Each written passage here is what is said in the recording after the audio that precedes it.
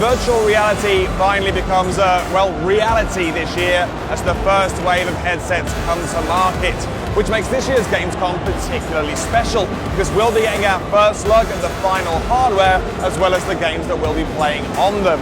We spoke to some of the industry's biggest experts to find out more about the current state of VR, starting with NVIDIA's very own Jason Paul. So at NVIDIA, our goal is to build the ultimate graphics platform for virtual reality. That involves three things: building amazingly fast GPUs with our Geforce GTX processors, building client software that optimizes your experience for VR with Geforce Experience, and our developer SDK helping developers to build great games, and guys like HTC and Oculus to build great headsets with our GameWorks VR software development kit. In our latest GPUs, which we call our Maxwell architecture, we've actually designed in technology that allows us to accelerate rendering for VR. We call it multi-resolution shading, and it allows game developers to render a scene at different resolutions for virtual reality and thereby accelerate performance. So this year at Gamescom, we're really excited to be showing off the two great headsets in virtual reality, one from HTC Vive and one Oculus Rift. We're showing some great content along with these headsets. On the Oculus Rift, we're showing Valkyrie from CCP Games, AirMech VR, and Time Machine. And then on the HTC Vive, we're showing a set of great content, including Valve's Aperture Science demo. The reaction from the fans is pretty incredible. I think the lines are upwards of 4 hours.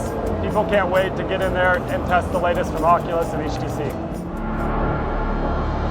HTC's Vive headset is a relative newcomer to the scene, but it's already making huge waves thanks to a partnership with PC gaming legends Valve and some truly incredible demonstrations of its capabilities. Here's Jeffrey Gattis from HTC to tell you more.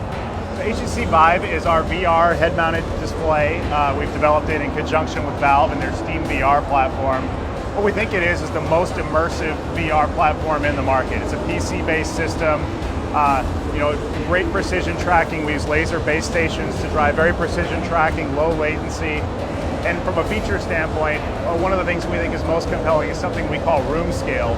So it's that ability not just to look around and look up and down in an environment, but to actually move around a room. We optimize around a 15 by 15 foot room. So when you add that extra element of being able to move around in the environment, it really just adds another dimension to the presence and really makes you feel as though you're immersed in an entirely new space.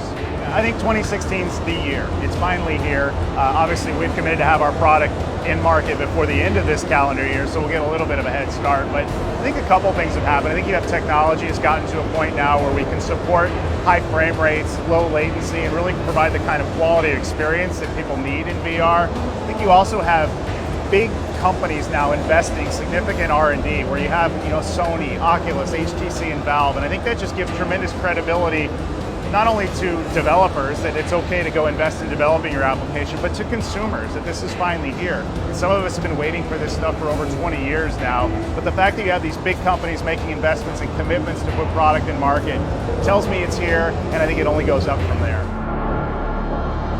CCP was one of the first studios to start work on a full VR game in the form of Valkyrie, which is also playable here with the recently revealed retail version of the Oculus headset. CCP's Andrew Willans was on hand to talk about the challenges of creating a compelling VR gaming experience.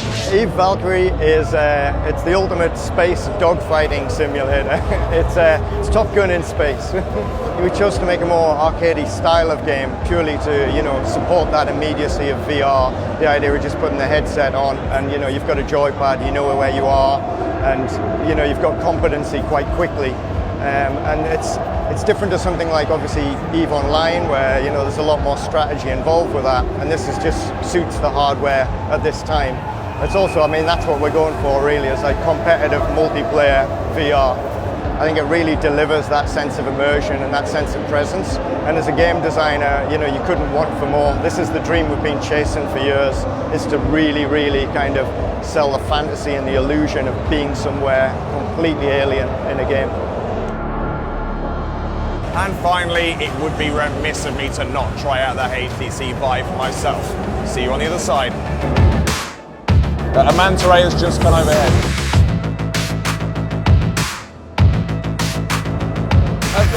Oh my word. This is true like 3D art. Now I'm creating a rainbow.